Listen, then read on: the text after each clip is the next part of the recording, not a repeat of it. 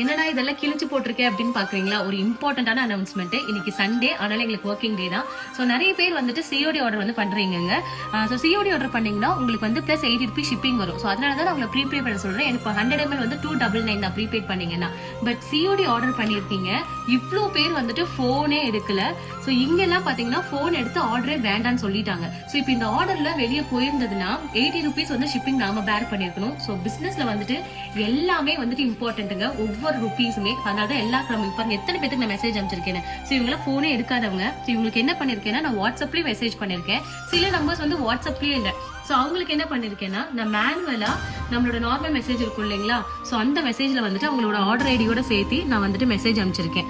So இதுலயும் respond பண்ணல அப்படின்னா 2 டைம் கால் பண்ணுவோம். அப்போ ரெஸ்பாண்ட் பண்ணலன்னா ஆர்டர் கேன்சல் பண்ணிடுவேங்க. ஸோ நீங்க சிஓடி ஆர்டர் பண்ணும்போது மேக் ஷூர் நீங்க வந்துட்டு அதை ரிசீவ் பண்ற மாதிரி, அப்படி இல்லைன்னா நீங்க பெஸ்ட் ப்ரீபே பண்ணுங்க. 80 ரூபீஸ் ஷிப்பிங் வந்துட்டு வராது.